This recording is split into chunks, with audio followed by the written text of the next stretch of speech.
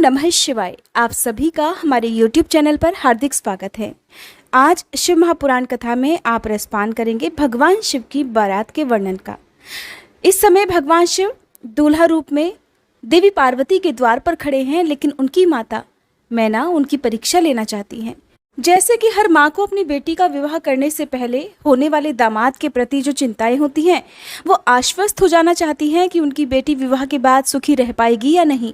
तो इसी प्रकार की कुछ चिंताएं देवी पार्वती की माँ के मन में भी थी।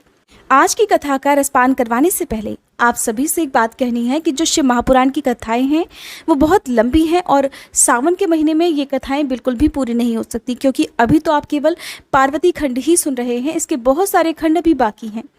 तो क्या भाद्रपद मास के महीने में जो कथाएं आपने अब तक सुनी हैं उसी से आगे की कथाएं आप सुनना पसंद करेंगे, या फिर शिव महापुराण की कथाएं मैं सिर्फ पार्वती खंड तक ही सुनाकर बंद कर दूं? हो सके तो प्लीज़ जितने भी लोगों ने अब तक इन कथाओं को सुना है आप सभी मुझे कमेंट करके बताइएगा, ताकि फिर मैं उसी तरह से आपको भाद्रपद महीने में क्या सुनाना है, कौन से पुराण की कथा सुनानी है, तो ये सब तय कर सकूं। उम्मीद करती हूँ आप ज़्यादा से ज़्यादा मात्रा में कमेंट करेंगे। और अब तक जिन्होंने भी इन वीडियोस को लगातार देखा है, इन कथाओं को सुना है, उन सभी का नाम आने वाले जो लास्ट के 2 अध्याय हैं मैं उनमें लूँगी। हो सके तो प्लीज़ आप अभी तक जो लोग भी कथाएं सुन रहे थे, जिन्होंने एक बार भी कमेंट नहीं किया था, प्लीज़ कमेंट जरूर कीजिएगा। आइए रसपान करते हैं आज के अध्याय का। श्री ब्रह्मा जी कहते हैं, नारद, उसी समय भगवान विष्णु से प्रेरित होकर तुम शीघ्र ही भगवान शंकर को अनुकूल बनाने के लिए अर्थात सुंदर बनाने के लिए उनके पास गए। वहां जाकर देवताओं का कार्य सिद्ध करने की इच्छा से नाना प्रकार के स्तोत्रों द्वारा तुमने रुद्रदेव को संतुष्ट किया। तुम्हारी बातें सुनकर शंभु ने प्रसन्नता पूर्वक अद्भुत, उत्तम और दिव्य रूप धारण कर लिया। ऐसा करके उन्होंने अपने दयालु स्वभाव का परिचय दिया। मुने, भगवान शंभु का वह स्वरूप कामदेव से भी अधिक सुंदर तथा लावण्य का परम आश्रय था। उसका दर्शन करके तुम बड़े प्रसन्न हुए और उस स्थान पर गए जहां सबके साथ मैना विद्यमान थी। वहां पहुंचकर तुम कहने लगे, नारायण नारायण, हे विशाल नेत्रों वाली मैने, भगवान शिव के सर्वोत्तम रूप का दर्शन करो। ये रूप प्रकट करके उन करुणामय शिव ने तुम पर बड़ी ही कृपा की है। मुनि, तुम्हारी ये बात सुनकर शैलराज की पत्नी मैना आश्चर्यचकित हो गई। उन्होंने शिव के उस परमानंददायक रूप का दर्शन किया जो करोड़ों सूर्यों के समान तेजस्वी, सर्वांग सुंदर, विचित्र वस्त्रधारी तथा नाना प्रकार के आभूषणों से विभूषित था। वह अत्यंत प्रसन्न, सुंदर हास्य से सुशोभित, ललित लावण्य से लसित, मनोहर, गौरवर्ण, द्युतिमान तथा चंद्रलेखा से अलंकृत था। विष्णु आदि संपूर्ण देवता बड़े प्रेम से भगवान शिव की सेवा कर रहे थे। सूर्यदेव ने छत्र लगा रखा था। चंद्रदेव मस्तक का मुकुट बनकर उनकी शोभा बढ़ा रहे थे। इन सब साधनों से भगवान शंकर सर्वथा रमणीय जान पड़ रहे थे। उनका वाहन भी अनेक प्रकार के आभूषणों से विभूषित था। उसकी महाशोभा का तो वर्णन ही नहीं हो सकता था। गंगा और यमुना भगवान शिव को सुंदर चवर ढुला रही थी और 8 सिद्धियां उनके आगे आगे नाच रही थी। उस समय मैं, भगवान विष्णु तथा इंद्र आदि देवता अपने अपने वेश को भली भांति विभूषित करके पर्वतवासी भगवान शिव के साथ चल रहे थे। नाना रूपधारी शिव के गण खूब सज धज कर अत्यंत आनंदित होकर शिव जी के आगे आगे चल रहे थे। सिद्ध, उपदेवता, समस्त मुनि और अन्य सभी लोग भी महान सुख का अनुभव करते हुए अत्यंत प्रसन्नता पूर्वक शिव जी के साथ यात्रा कर रहे थे। इस प्रकार देवता आदि सभी लोग विवाह देखने के लिए उत्कंठित होकर खूब सज धज कर अपनी पत्नियों के साथ परब्रह्म शिव का यशोगान करते हुए जा रहे थे। विश्वावसु आदि गंधर्व अप्सराओं के साथ होकर शंकर जी के उत्तम यश का गान करते हुए उनके आगे आगे चल रहे थे। हे मुनिश्रेष्ठ, महेश्वर के शैलराज के द्वार पर पधारते समय इस समय वहां नाना प्रकार का महान उत्सव हो रहा था। मुनीश्वर, उस समय वहां परमात्मा शिव की जैसी शोभा हो रही थी उसका विशेष रूप से वर्णन करने में कौन समर्थ हो सकता है। उन्हें वैसे विलक्षण रूप में देखकर मैना तो क्षण भर के लिए चित्र लिखी सी रह गई।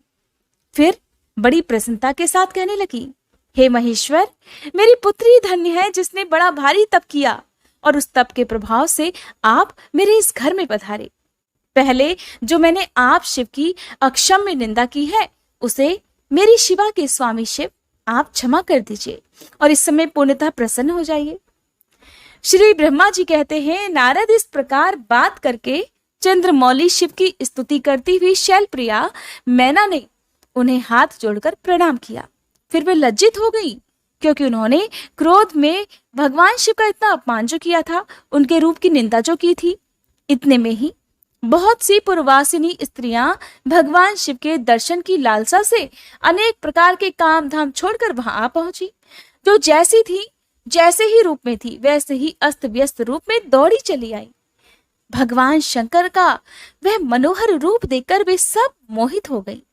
शिव जी के दर्शन से हर्ष को प्राप्त होकर प्रेम पूर्ण हृदय वाली वे नारियां महेश्वर की उस मूर्ति को अपने मनोमंदिर में बिठाकर इस प्रकार कहने लगी, अहो, हिमवान के नगर में निवास करने वाले लोगों के नेत्र आज सफल हो गए। जिस जिस व्यक्ति ने इस दिव्य रूप का दर्शन किया है, निश्चय ही उसका जन्म सार्थक हो गया है।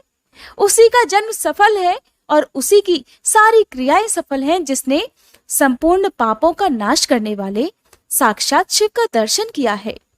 पार्वती ने शिव के लिए जो तप किया है उसके द्वारा उन्होंने अपना सारा मनोरथ सिद्ध कर लिया। शिव को पति के रूप में पाकर ये शिवा धन्य और कृतकृत्य हो गई। यदि विधाता शिवा और शिव की इस युगल जोड़ी को सानंद एक दूसरे से मिला न देते तो उनका सारा परिश्रम निष्फल हो जाता। इस उत्तम जोड़ी को मिलाकर श्री ब्रह्मा जी ने तो बहुत ही अच्छा और बहुत नेक कार्य किया है। इससे तो सभी के सभी कार्य सार्थक हो गए। तपस्या के बिना मनुष्यों के लिए शंभु का दर्शन तो दुर्लभ है। भगवान शंकर के दर्शन मात्र से ही सब लोग कृतार्थ हो गए।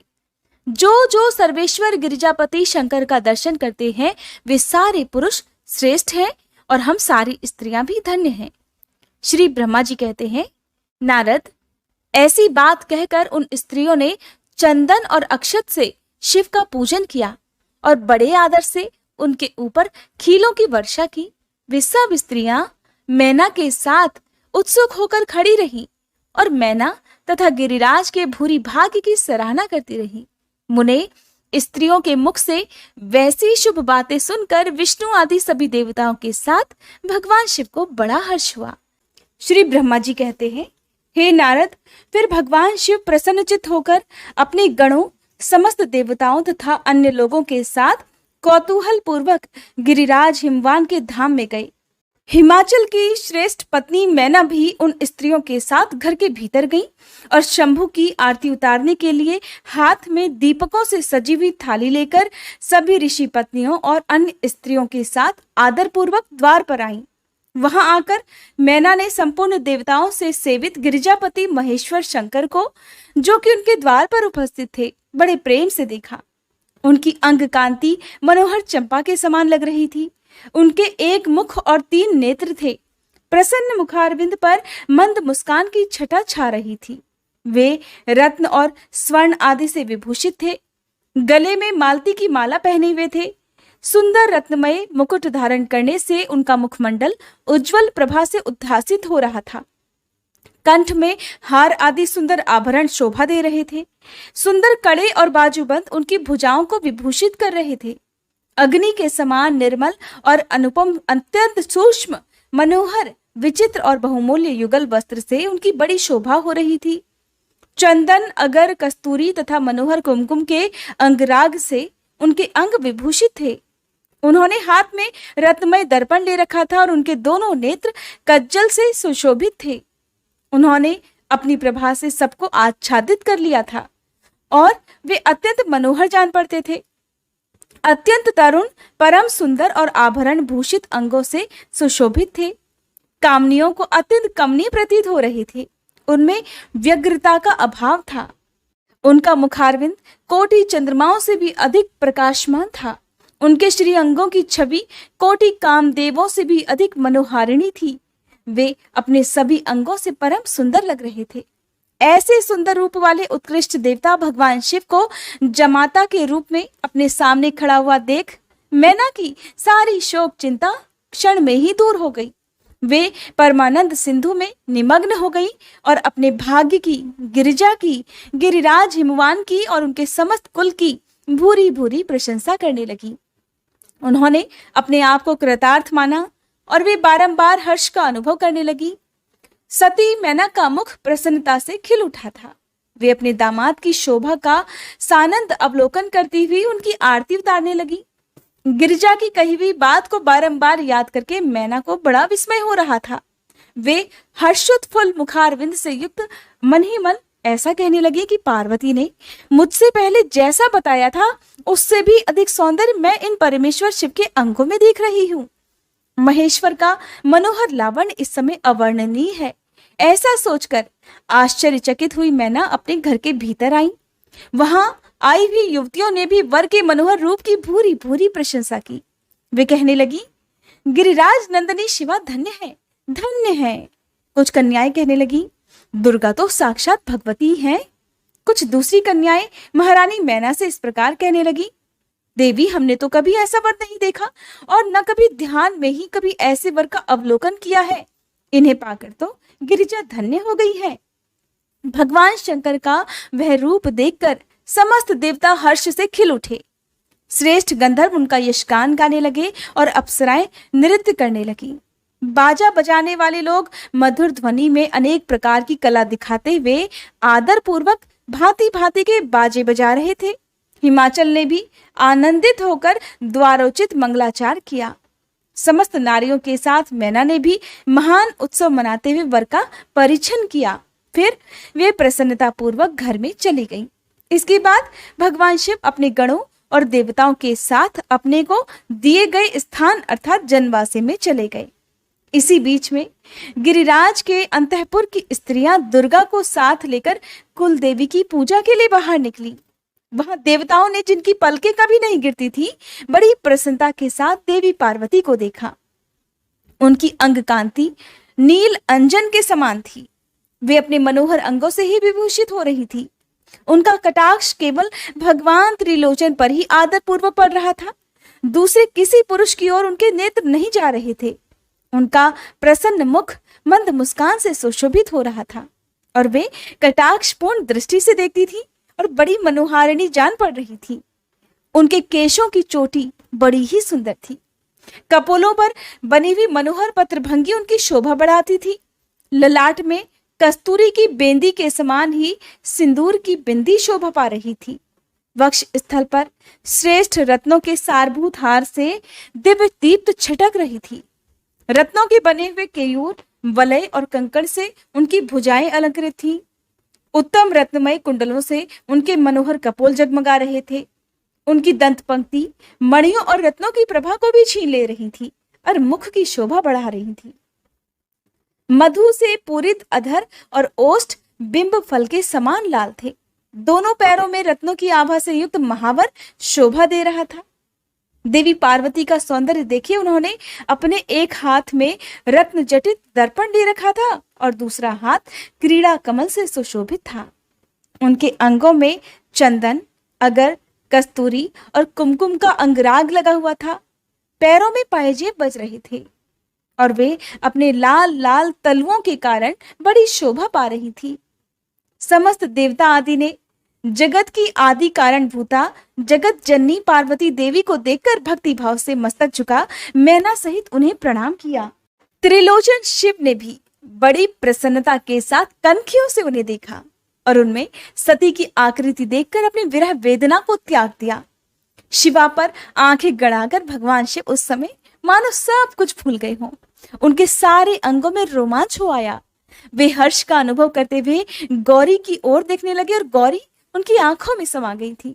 कृपया आप इस वृतांत को, इस वर्णन को अपनी आंखों से, अपनी बंद आंखों से जरूर देखिएगा। कथा सुनने में आनंद तभी आता है जब आंखें बंद कर किसी भी कथा को सुना जाए और उसका सारा दृश्य अपने मन की आंखों से देखा जाए। तो देखिए, भगवान शिव अपने होने वाली पत्नी के रूप का, उनके रूप लावण्य का दर्शन कर रहे हैं और मन ही मन बड़े प्रसन्न हो रहे हैं। कनखियों से दोनों होने वाले वर वधु एक दूसरे को देख रहे हैं, जैसा आमतौर पर करते हैं।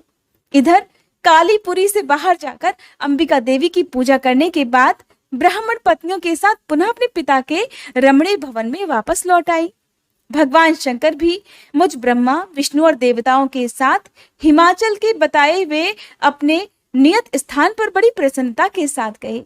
वहां गिरिराज के द्वारा नाना प्रकार की सुंदर समृद्धि से सम्मानित हुए वे सब लोग सुखपूर्वक ठहर गए और भगवान शिव की सेवा करने लगे। श्री ब्रह्मा जी कहते हैं, हे नारद, फिर गिरिश्रेष्ठ हिमवान ने प्रसन्नता और उत्साह के साथ वेद मंत्रों द्वारा दुर्गा और शिव का उपस्नान करवाया। फिर गिरिराज की प्रार्थना से श्री विष्णु आदि देवता तथा मुनि कौतूहल पूर्वक उनके घर के भीतर गए।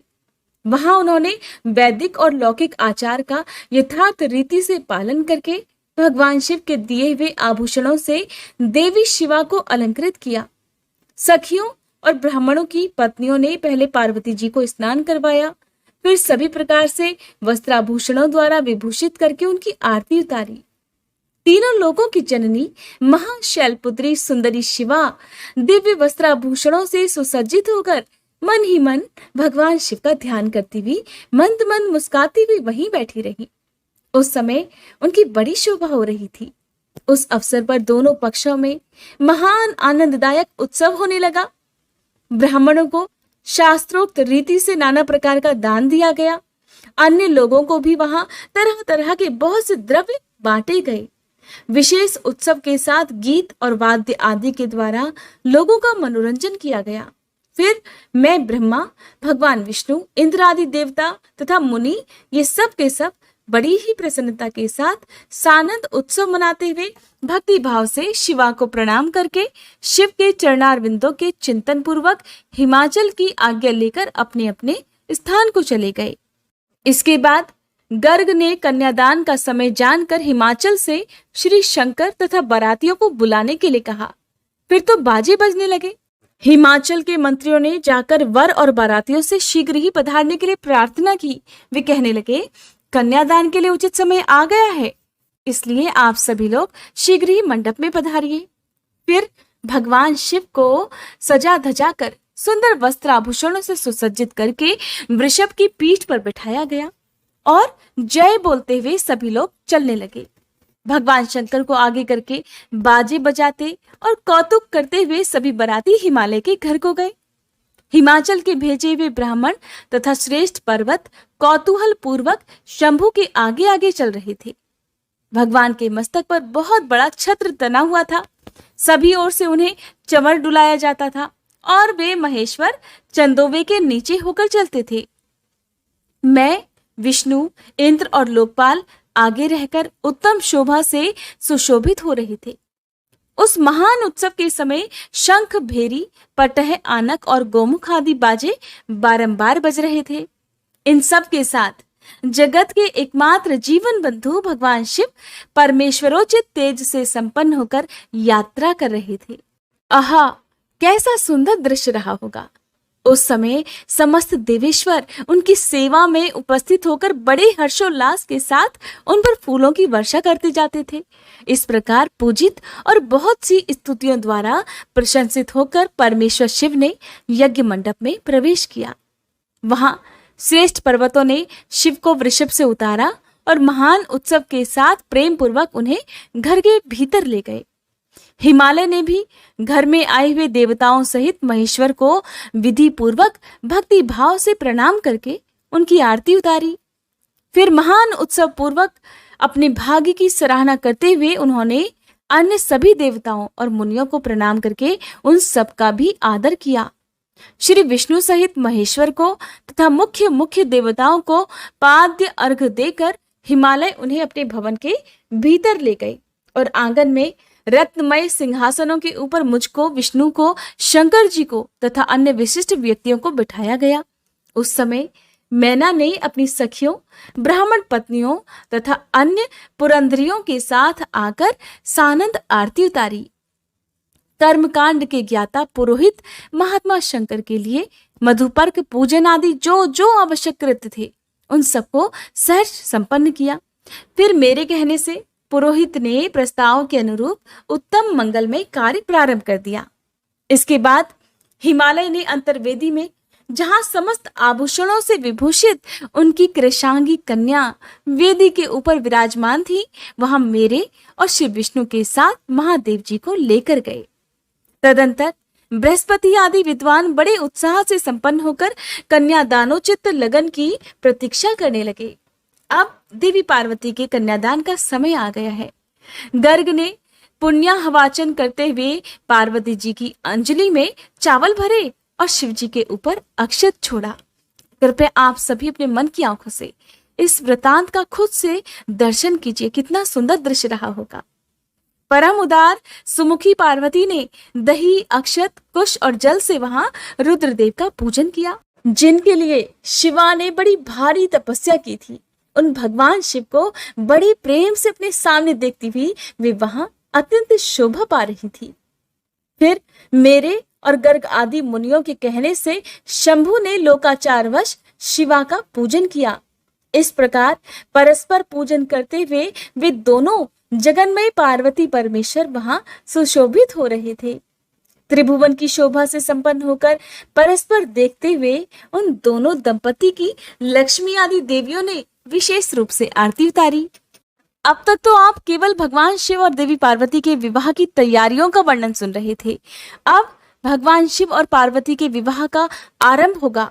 साथ ही हिमालय के द्वारा शिव जी के गोत्र के विषय में प्रश्न होने पर नारद जी के द्वारा उत्तर दिया जाएगा। हिमालय के द्वारा कन्यादान करके शिव जी को दहेज भी दिया जाएगा और शिवा का अभिषेक भी किया जाएगा, लेकिन अगले अध्याय में।